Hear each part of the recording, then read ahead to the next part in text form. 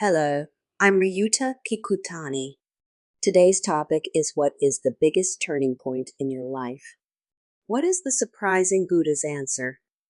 What was the turning point in your life? Is actually one of the most common questions asked when job hunting.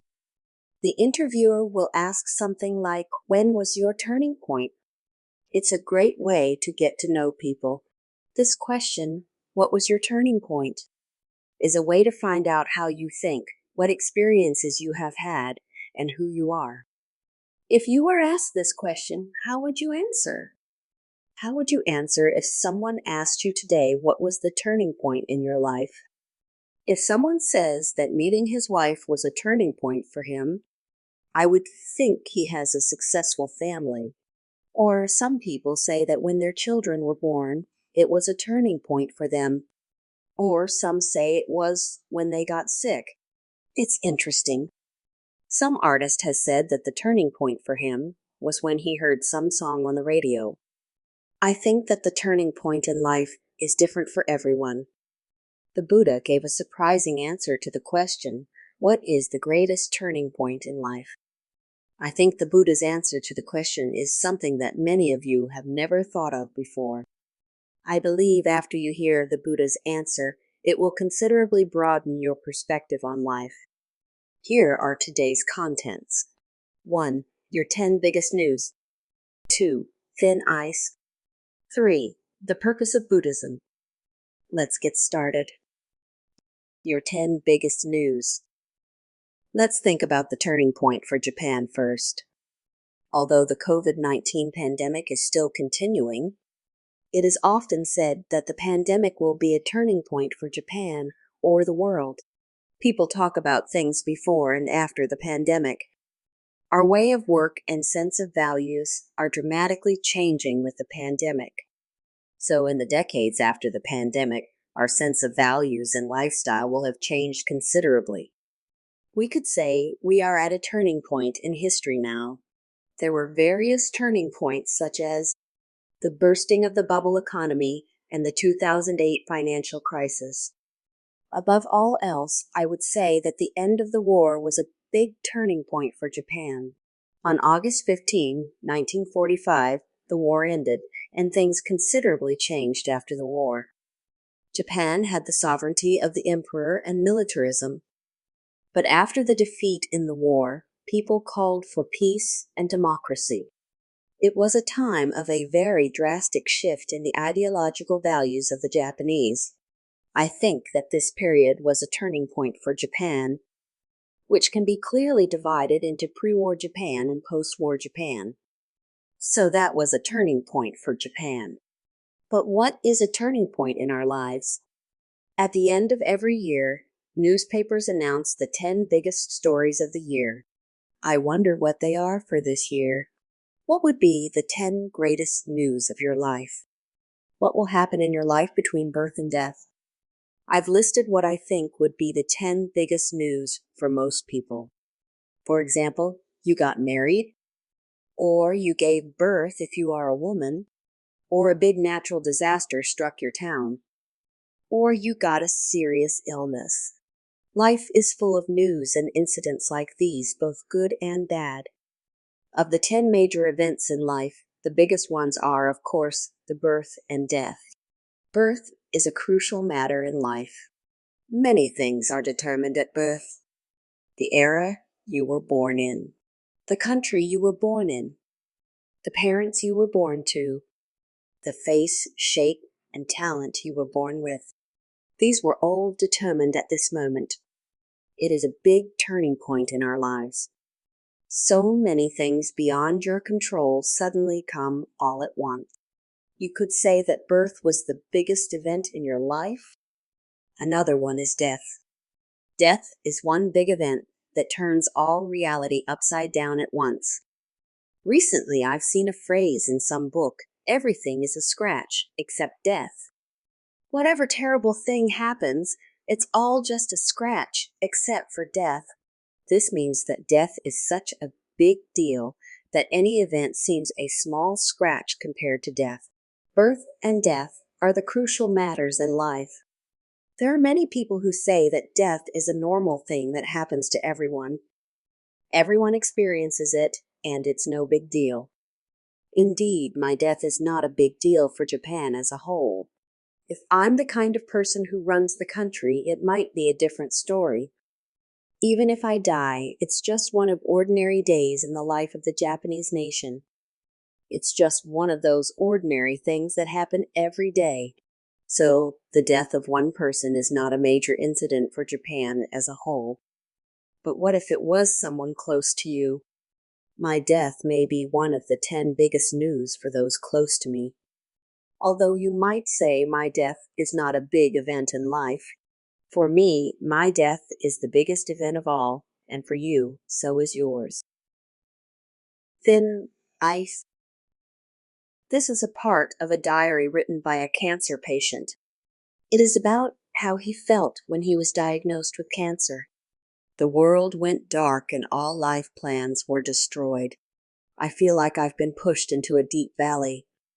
The examination room is a place where the death penalty is pronounced. In unspeakable shock, suicide and death swirled in my head. He described that all his plans for his life were destroyed. Death comes to everyone. Death is a normal part of everyday life, but when it happens to us, it is a terrible event that negates all our life plans and throws us into darkness. There are crevices in Antarctica. Antarctica is covered with thick ice, and there are cracks between ice sheets. It's hard for an inexperienced person to tell where crevices are. So if you're running on what looks like a normal flat ice surface, all of a sudden you might fall into a crevice. Then you find yourself under 5 or 10 meters of thick ice. You'll be in the ice-cold sea all of a sudden. Ice-cold sea is so painful that it stings like a needle. So you'll be completely immersed in it. You would try to get to the surface in a panic. But when people are in a panic, they tend to go for a brighter place. The area with ice looks brighter. This is where it looks dark, like a hole. In Antarctica, they tell you to swim towards the dark if you get stuck in a crevice. But people instinctively go to the brighter side. In the bright area, you'll hit thick ice. That split-second decision can be fatal. If you find yourself stuck in a crevice in Antarctica, please swim toward the hole in the dark direction. It's a survival technique. Anyways, what I want to say now is, you were here a moment ago, but the world completely changed in an instant after you fell into the ice-cold sea. Maybe there are cute penguins around here, and you were happily running around on the ice sheet, thinking only of taking good pictures of the penguins for your family. Then you fall and the world changes all of a sudden. Your situation changes all at once. Death is a time of such a drastic change.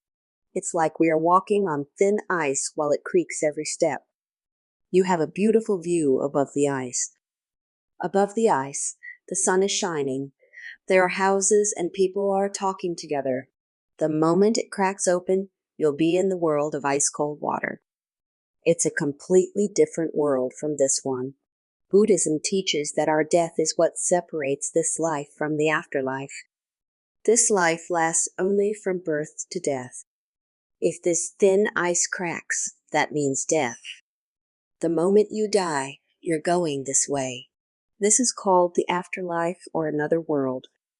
Buddhism teaches that the world of this life and the world of the afterlife are separated by something like a sheet of ice. When we hear afterlife or another world, we feel as if that's something far away and has nothing to do with us. The afterworld. It sounds as if it's far off in the future, but it might begin today. Afterlife or another world means the world after death. You might say the world after death is like a fairy story, and it's more important to think about the world we live in now. You might also say we should think about our income, health, and relationship. They all seem like very real and pressing issues. You might say the world after death sounds like a fairy tale, and it doesn't matter what happens after death. You might think there is no point in thinking about what would happen after you die. There will always be a time when you will think, I didn't know that today was the day. We're only thinking about this life. We are thinking about the relationship with that person, or how to get that in 3 years, or have the mountain all to ourselves in 10 years. We might think of ourselves as a smart person who thinks far into the future. The fact is, you don't know that something crucial at your feet could crack today. The afterlife is not far off in the future. It could be today. It's a crucial matter that could happen right under your feet now. Buddhism teaches that this is the crucial matter of the afterlife, and it always cracks. No exception. Someday, sooner or later, it will crack. It's just a matter of being early or late, but everyone is going this way. We have no idea what is there or if it even exists in the first place. Even if it exists, we don't know what kind of world it is, but we'll definitely be there. Buddhism teaches this crucial matter of what happens after we die. The purpose of Buddhism. The purpose of Buddhism is to resolve the crucial matter of the afterlife. Buddhism starts with understanding the crucial matter of the afterlife and ends with its resolution. The Buddha thoroughly taught that there is the crucial matter of the afterlife, and the Buddha also clearly taught us the way to resolve it. No matter how rich we get or how many compliments we get, our insecurities and emptiness never go away. This is because, under this thin ice, there is a pitch-dark world that we don't know. It's a totally unknown world. We must go in there after it cracks. And it could be now. That's where we are walking right now.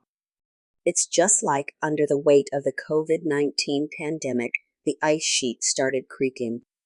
When it creaks, people get scared because they think it might crack. So they go and get vaccinated. They're all scared. We usually forget about this thin ice. All we think about is making this place brighter or making more money. But in the middle of trying to make it brighter, we have to jump in here all alone. After jumping in, this side will be our real world. This used to be real, and now this is another world that you can never go back to. As you can never go back, you will be unsure of whether the world existed at all. The 10 greatest news in the world and the 10 greatest news in life all felt so real, but all of them start getting blurry and unreal. And this side will be the reality. Because of this, we are always anxious no matter what we do. Any fame or position never satisfies our hearts. The Buddha said that we don't feel secure because we are walking on such thin ice. So, unless we turn this place into solid ground or go to a safe place, we'll never be able to feel truly secure. We are scared and insecure all the time because we're essentially walking on this thin ice. To turn this place into a solid ground is the resolution. Buddhism teaches us what to do to achieve this. This is the biggest turning point in your life. This is a tremendous turning point in our lives. It could be as early as tonight. I talked about the fact that human beings have such a crucial matter. On this channel, I talk about Buddhism from various angles to help people understand the teachings of Buddhism. If you would like to hear more about it, please subscribe to the channel. I will be happy to talk more about it. Thank you very much for watching today.